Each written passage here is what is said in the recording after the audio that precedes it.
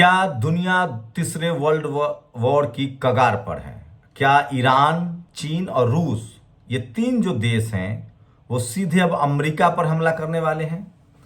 Benjamin Netanyahu और Israel का तो छोड़ दीजिए, अब आफत अमेरिका पर आ पड़ी है और जो बिडेन की सांसें फूल रही है, घबराए हुए हैं। और सोचिए, आपको जानकर हैरानी होगी, अमेरिका और चीन की जो दुश्मनी थी वो जग जाहिर थी, लेकिन वो ट्रेड वॉर था। लेकिन क्या अब सीधे एटमी वॉर होगा, सीधे मिसाइल वॉर होगा, जहाज उड़ेंगे? ये मैं नहीं कह रहा हूं। रूस, चीन और उसके बाद ईरान, इन तीनों का जो गठबंधन है वो सीधे सीधे अमेरिका पर हमला करेगा, एलन मस्क ने कहा है। इसका मतलब है कि तीसरे विश्व युद्ध की तैयारी हो चुकी है और एक शख्स की वजह से, उसके सनकपन की वजह से दुनिया को युद्ध में डाल दिया गया, खासकर एशिया को।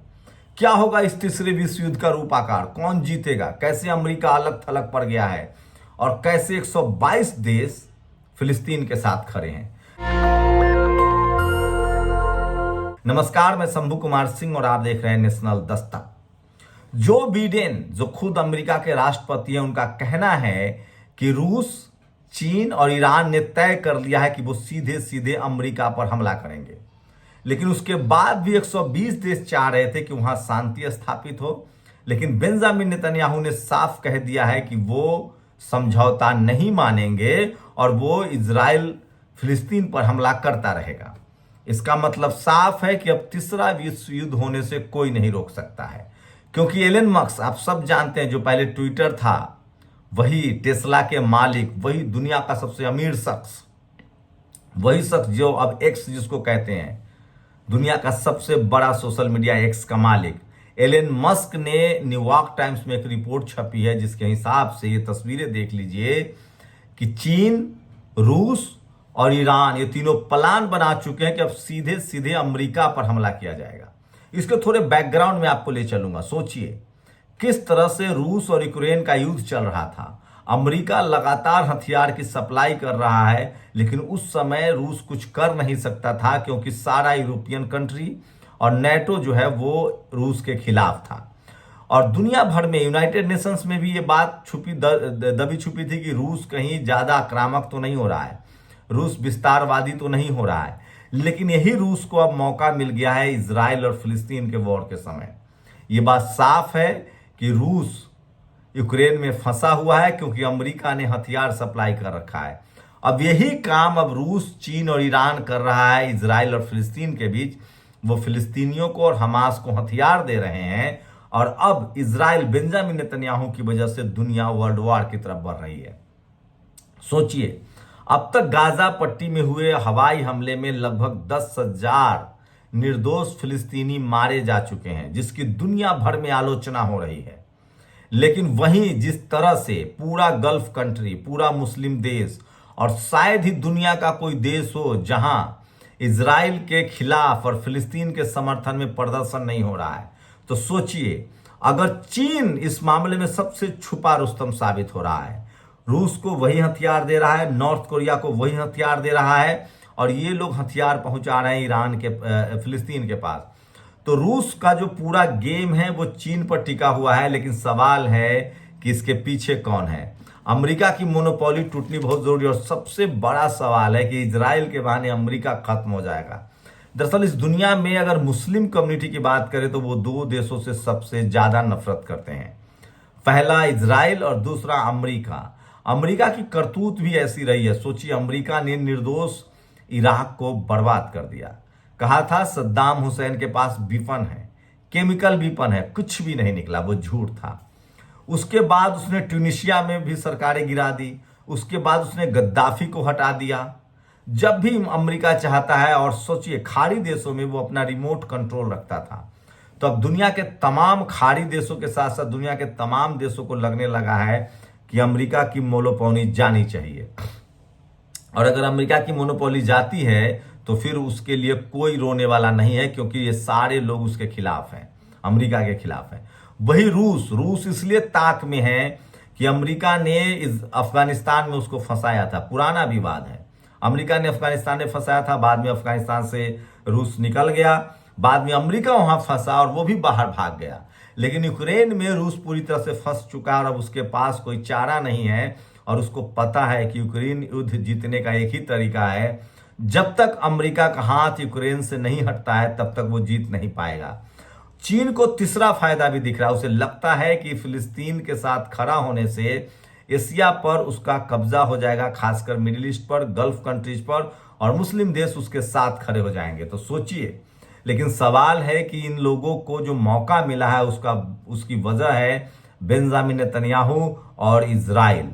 तो तमाम मुस्लिम देश जो है उनका जो ध्रुवीकरण है अब वो रूस और चीन के साथ एकाएक हो गया है और दुनिया भर में कोहराम मचा हुआ है।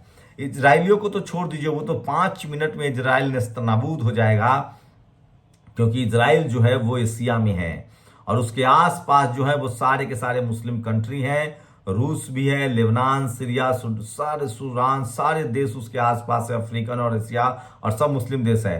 असली चिंता अमेरिका की बर्बादी शुरू हो जाएगी, क्योंकि जो रूस के पास मिसाइल है, जो चीन के पास मिसाइल है, वो सीधे अमेरिका तक पहुंचती है। ऐसा नहीं है कि वो कोई फिलिस्तीन है या पाकिस्तान है या कोई छोटा देश है, सीधा सीधा जो है वो रूस की मिसाइलें, चाइना की मिसाइलें अमेरिका तक पहुंचेगी।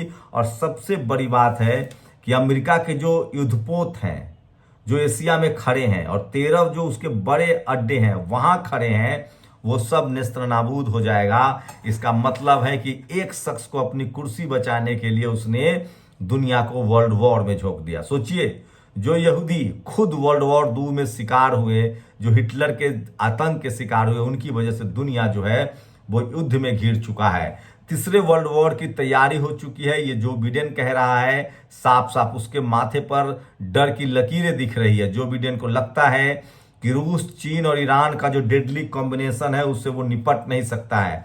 आपको बता दूं कि ईरान से अकेले निपटना भी रूस के लिए बहुत मुश्किल हो रहा था।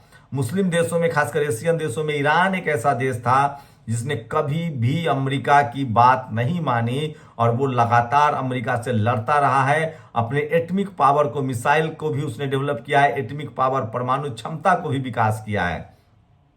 लगभग खाड़ी देशों में उसने अपने लोग बैठा रखे थे मुस्लिम्स कंट्री में। लेकिन अब यही मौका मुस्लिम कंट्री को भी लग रहा है कि अमेरिका की मोनोपोली से, तेल का जो व्यापार है उसमें सबसे ज्यादा अमेरिका का हस्तक्षेप होता है, उससे भी निकलने का यही बड़ा मौका है और निकला जाए। और सारे के सारे खाड़ी देश धार्मिक वजहों से भी ईरान के साथ और फिलिस्तीन के साथ खड़े हैं। वहीं चाइना को अपना मार्केट दिख रहा है, क्योंकि सारे खाड़ी देश उसके साथ खड़े हैं, और रूस को यूक्रेन दिख रहा है। तो सबके अपने अपने स्वार्थ हैं और इसी वजह से वो फिलिस्तीन के साथ खड़े हैं और इजराइल घिर गया है। इजराइल क्या अमेरिका की भी हैसियत नहीं है कि वो रूस, चीन और ईरान के डेडली कॉम्बिनेशन से बच सके, और उसकी बर्बादी, तबाही का आगाज हो चुका है। खुद एलन मस्क ने कहा है कि दुनिया जिस तरह से पलट रही है, खुफिया सूत्रों की जो जानकारी है कि अमेरिका पर हमले की तैयारी कर रहे हैं ये लोग। ईरान ने तो साफ कहा है कि हम अमेरिका पर ही हमला करेंगे, और एशिया में जो उसको 13 जगह है वहां पर उसने मिसाइल तैनात कर दिए, अपने एटमी मिसाइल 200 तैनात किए हैं। वहीं हमास को जिस तरह से हथियारों की सप्लाई हो रही है और फिलिस्तीन के लोगों को जिस तरह से हथियार मिल रहा है, 80 लाख इजरायली अब भागने को विवश हैं। वो शहर दर शहर भाग रहे हैं। जो पूरा बॉर्डर का इलाका है, जो बॉर्डर से लग रहा है लेबनान, सूडान, जो लेबनान से लग रहा है, जो सीरिया से लग रहा है, जो जॉर्डन से लग रहा है, इन सब इलाकों को खाली कर दिया है इजरायलियों ने और वो भागने को मजबूर है। लेकिन बेंजामिन नेतन्याहू की अकड़ देखिए, वो अभी भी कह रहा है कि हम किसी भी कीमत पर युद्ध विराम नहीं करेंगे, और वो तब तक, ये अमेरिका की धौंस है। मैं फिर कह रहा हूं, तो इजराइल और अमेरिका ये दोनों पूरी तरह से घिर चुके हैं और इनकी बर्बादी का रास्ता बन चुका है और इनके अत्याचार का भी अंत होना है। मैं फिर कह रहा हूं, अति का अंत होता है। और तीनों देश, चीन, रूस और ईरान का जो डेडली कॉम्बिनेशन है, उससे न तो अमेरिका पार पा सकता है और न ही इजराइल की तो कोई हैसियत ही नहीं है इनके सामने। अमेरिका को एक बेनिफिट मिल रहा था कि वो वहां से उसकी दूरी जो है वो लगभग 10,000 किलोमीटर है, लेकिन सोचिए 10 से 12 हजार किलोमीटर तक भी मिसाइलें आज के डेट में लोगों के पास है। ईरान के पास वो मिसाइलें सप्लाई करेगा रूस और चीन। चीन के पास इस तरह की 12,000, 15,000, 18,000, 20,000 किलोमीटर तक की मार करने वाली मिसाइलें हैं। अमेरिका के पास भी मिसाइलें हैं, लेकिन चीन जो है वो कम नहीं है। और रूस, चीन और जो ईरान का जो डेडली कॉम्बिनेशन है, उससे अमेरिका डर गया है और वो अब अंतिम सांसें गिन रहा है। अमेरिका अब कोशिश कर रहा है कि किसी भी कीमत पर युद्ध को रोक दिया जाए, फिलिस्तीन पर हमला रोक दिया जाए। लेकिन बात आगे बढ़ चुकी है। सारे जो मुस्लिम कंट्री हैं और दुनिया भर के जो देश हैं, 122 देशों ने जिस तरह से यूनाइटेड नेशन में वोट किया था, उससे साफ है कि वो ये लोग नाराज हैं और फिलिस्तीन पर इजराइल के जो अत्याचार हैं उसके उनके पास पुख्ता सबूत हैं। तो कुछ तस्वीरें देखिए, सोचिए अभी भी अंतिम सांसें गिन रहा है इजराइल और बेंजामिन नेतन्याहू ने एशिया को वर्ल्ड वॉर में झोंक दिया है। पूरे मुस्लिम कंट्री अपने पैरों पर खड़े हो गए हैं। ऐसा किया तो हमास के सामने आत्मसमर्पण करना जैसा इजरायली पीएम बेंजामिन नेतन्याहू ने युद्ध विरोध से इनकार कर दिया है। तो सोचिए किस तरह से उसने कहा है कि हम युद्ध नहीं करेंगे, लेकिन दुनिया भर में जो गुस्सा बढ़ रहा है वो देखिए किस तरह से। देखिए कि ये तस्वीरें जो है वो सोशल मीडिया पर वायरल है, कैसे इजराइल के झंडे को लोग नोच रहे हैं। ये सबसे बड़ी खबर है जो मैं आपको बता रहा हूं। लेकिन सबसे बड़ा खुलासा एलन मस्क ने किया है। व्लादिमीर पुतिन, देखिए व्लादिमीर पुतिन ने तो बाकायदा एक प्रेस कॉन्फ्रेंस करके कहा है कि अब बहुत हो गया और इसके पीछे अमेरिका है और आप बच्चों को मार रहे हैं, डेड बॉडी बच्चों को दिख रहे हैं, महिलाएं मर रही हैं, बुजुर्ग मर रहे हैं, सफर कर रहे हैं, डॉक्टर्स मर रहे हैं और आप महिलाओं को तरपा रहे हैं। सोचिए एक रिपोर्ट आई है जो बहुत ही घिनौनी रिपोर्ट है, किस तरह से लगभग 50,000 प्रेग्नेंट महिलाओं को गंदा पानी पीने के लिए दिया जा रहा है। ये भी सबसे बड़ी खबर है, सोचिए। और वहां के बच्चों को मारने के लिए धमकाया जा रहा है। और वहीं सोचिए कंगना रनावत को लेकर भी विवाद छिड़ गया है।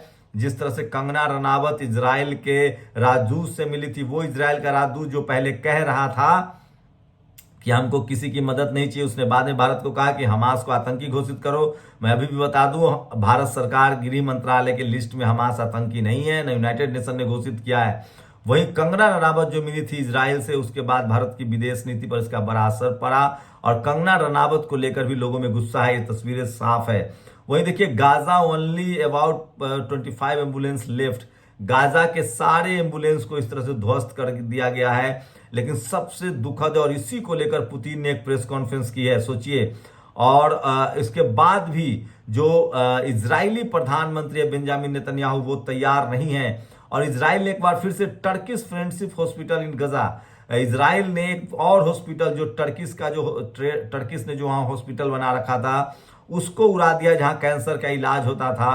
तो इन सब से गुस्सा बढ़ता जा रहा है। इजराइल के खिलाफ दुनिया भर के देश इसलिए हुए क्योंकि वो लगातार, और सोचिए थाउजेंड ऑफ प्रेग्नेंट महिलाओं को गंदा नमकीन पानी पीने के लिए दिया जा रहा है, समुंदर के पानी पीने के लिए मजबूर है, गंदा पानी पिया जा रहा है। वहीं 52,000 प्रेग्नेंट महिलाएं हैं, 30,000 बच्चे हैं जो गाजा स्ट्रिप पर अफेक्टेड हैं और ये सब लोग जो हैं वो गंदे पानी पीने के लिए मजबूर हैं। और इस वजह से पूरी दुनिया को लग रहा है कि इजराइल जो है वो अत्याचार कर रहा है।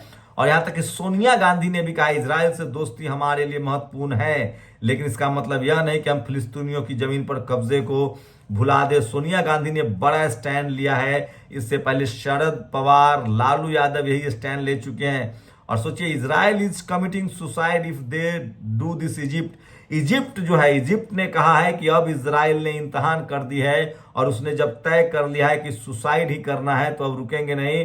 और वहीं टर्की, सोचिए टर्की ने कहा है कि अब इजराइल के खिलाफ हम खुले लड़ने जा रहे हैं। तो इजिप्ट हो या मिस्र हो या टर्की हो, ये सारे देश जो हैं वो सीधे सीधे लड़ने के लिए युद्ध के मैदान में कूद चुके हैं।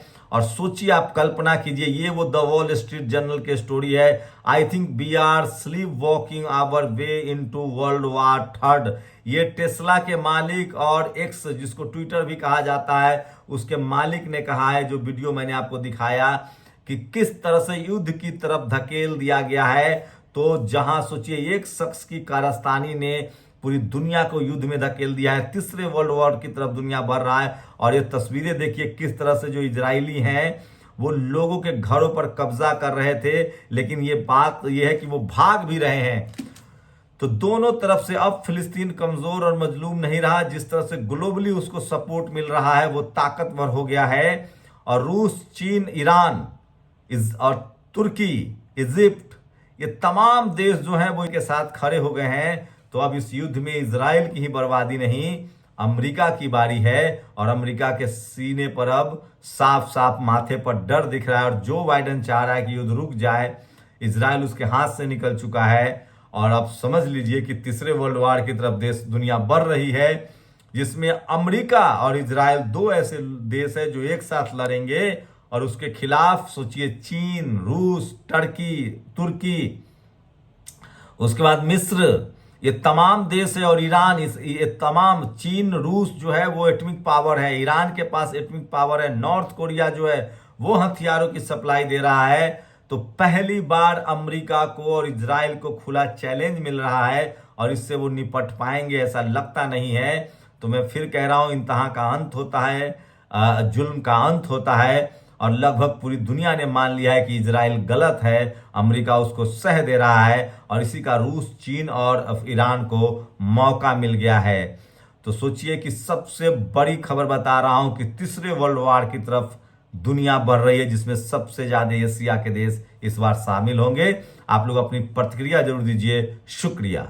नेशनल दस्तक की आपसे गुजारिश है कि अगर इसको बचाना चाहते हैं तो नेशनल दस्तक को सब्सक्राइब करने के लिए रेड कलर के सब्सक्राइब बटन को दबाएं, फिर बेल आइकन की घंटी दबाएं।